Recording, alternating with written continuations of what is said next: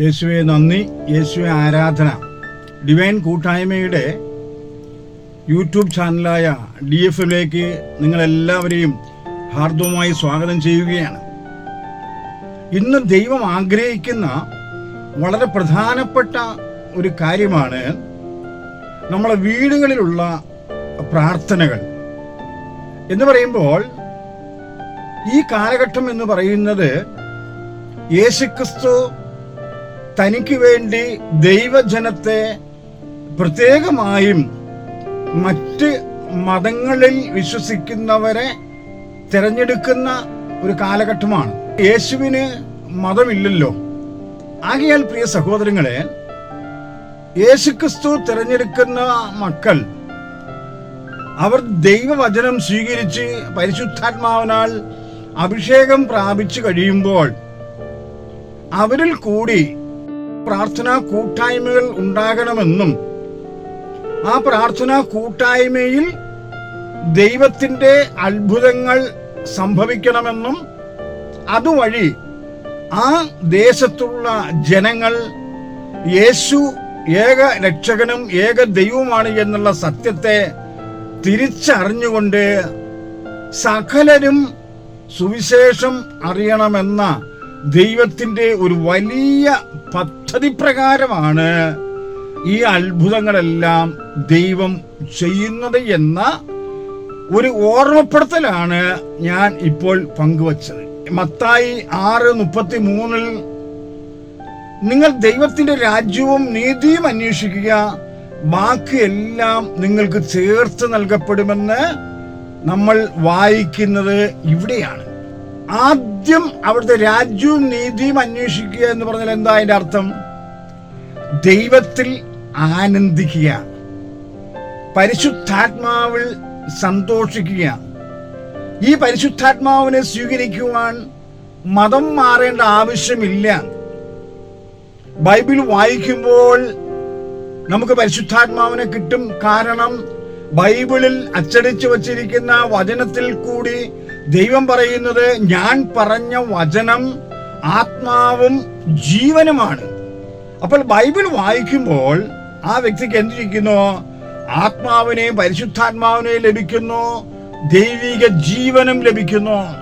അപ്പോൾ ദൈവത്തിൽ നമ്മൾ ആനന്ദിക്കുവാൻ തുടങ്ങുമ്പോൾ നമുക്ക് ദൈവിക ജീവനും പരിശുദ്ധാത്മാവുള്ള ആനന്ദവും മാത്രമല്ല, നമ്മുടെ ജീവിതത്തിന് ആവശ്യമുള്ളതെല്ലാം ദൈവം തരുമെന്ന് ബൈബിളിൽ വാഗ്ദാനം ചെയ്തിരിക്കുന്നു. ഞാൻ ഈ ഭാഗവുമായി തുടർന്ന് വായിച്ചു മുന്നോട്ട് പോയപ്പോൾ യേശുക്രിസ്തുവിന്റെ പരസ്യജീവിത കാലഘട്ടത്തിൽ ഒരു അന്ധനായ യുവാവിന് കാഴ്ച കൊടുക്കുന്ന ഒരു ഭാഗം എന്റെ ശ്രദ്ധയിൽപ്പെട്ടു. ജന്മന അന്ധനാണവൻ. അവനെ കണ്ടപ്പോൾ യേശുവിന്റെ ശിഷ്യന്മാർ ഇങ്ങനെ ചോദിച്ചു, ഗുരു, ഇവൻ അന്ധനായി ജനിച്ചത് ഇവന്റെ പാപമാണോ, ഇവന്റെ മാതാപിതാക്കന്മാർ ചെയ്ത പാപമാണോ? യേശു പറഞ്ഞു, രണ്ടുമല്ല. യേശു അവിടെ ഒരു പ്രവൃത്തി ചെയ്യുകയാണ്. ചെളിയുണ്ടാക്കി അവന്റെ കണ്ണിൽ തേച്ചിട്ട് പറഞ്ഞു, സീലോഹ, അയക്കപ്പെട്ടവൻ എന്ന് പറയുന്ന കുളത്തിൽ പോയി കഴുകാൻ പറഞ്ഞപ്പോൾ ആ അന്ധൻ, ഒന്നാമത് അവന് കണ്ണ് കാഴ്ചയില്ല, ഇതാ രണ്ടാമത് ചെളിയും പൂശിയിട്ട് യേശു പറഞ്ഞത് അവൻ അനുസരിക്കുകയാണ്. ആ കുളത്തിൽ പോയി അവൻ കഴുകിയപ്പോൾ ഇതാ ലോക ചരിത്രത്തിൽ ഇന്നുവരയ്ക്കും മറ്റാരും ചെയ്യാത്ത വലിയൊരു അത്ഭുതം യേശുക്രിസ്തു ചെയ്തിരിക്കുന്നു. അന്ധനായി ജനിച്ച ഒരുവന് കാഴ്ച കൊടുത്തു. ഇത് കേട്ടവർ അത്ഭുതപ്പെട്ടു. ഫരിസേയരും ന്യായാധിപന്മാരും വിളിച്ച് അവനെ ചോദ്യം ചെയ്യാൻ തുടങ്ങിയപ്പോൾ അവൻ പല പ്രാവശ്യം പറഞ്ഞിട്ടും അവർക്ക് മനസ്സിലാകാതെ വന്നപ്പോൾ ഈ അന്ധയാചകൻ ഒരു വചനപ്രഘോഷകനായി രൂപാന്തരപ്പെടുകയാണ്. എന്റെ പ്രിയ സഹോദരങ്ങളെ, പല സമയത്ത് നമ്മൾ സാക്ഷ്യ ശുശ്രൂഷ നമ്മൾ ചെയ്യുമ്പോൾ, സാക്ഷ്യം പറയുകയാണെങ്കിൽ പിന്നെ അവൻ വചനപ്രഘോഷകനാവുകയാണ്. ഈ അന്ധയാചകൻ വചനപ്രഘോഷകനാകുന്നു. അത് ആരെടുക്കെ? റബിമാരെടുക്കെ, പരിസേയന്മാരെടുക്കെ, ഈ ന്യായാധിപന്മാരെടുക്കെ അവൻ വചനം പ്രഘോഷണം ചെയ്യുന്നു. അവൻ 3 കാര്യമാണ് അവരോട് പറയുന്നത്. ഒന്ന്, യോഹന്നാന്റെ സുവിശേഷം 9-ാം അധ്യായത്തിൽ 31-ാമത്തെ വാക്യം നിങ്ങൾ വായിച്ചു നോക്കുക. അവിടെ പറയുന്ന 1-ാമത്തെ കാര്യം, പാപികളുടെ പ്രാർത്ഥന ദൈവം കേൾക്കില്ല.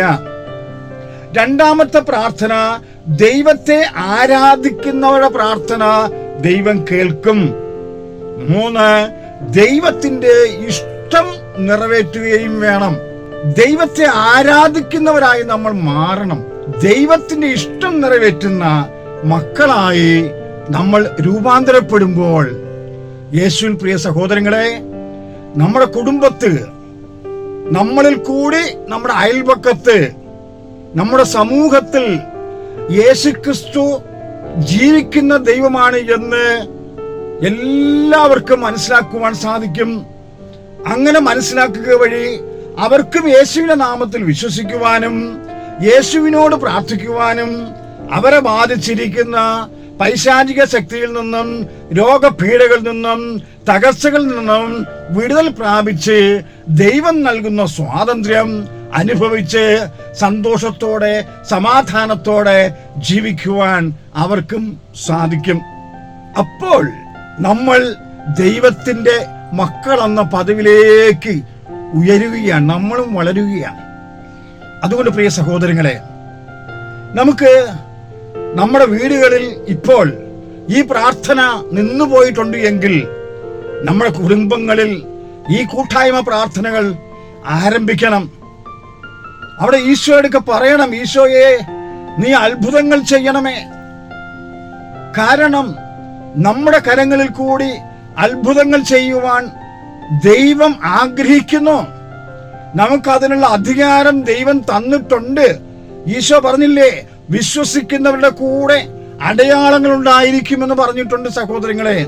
അതുകൊണ്ട് നിങ്ങൾ നിങ്ങളുടെ കുടുംബത്തിൽ ഈ പ്രാർത്ഥനകൾ ആരംഭിക്കുകയും ദൈവത്തിന്റെ വചനം വായിക്കുകയും രോഗികൾക്ക് വേണ്ടി പ്രാർത്ഥിക്കുകയും ചെയ്യുക. അതുവഴി നിങ്ങൾക്കും ആത്മീയമായി വളരുവാൻ സാധിക്കും. അതുവഴി ലോകം മുഴുവനും നമുക്ക് ദൈവത്തിന്റെ ആ മക്കളുടെ ആത്മാവിനെ ദൈവത്തിന് സ്വന്തമാക്കുകയും ചെയ്യാം. അതിനുവേണ്ടി ദൈവം നമ്മെ സഹായിക്കട്ടെ. യേശുവേ നന്ദി, യേശുവേ ആരാധന.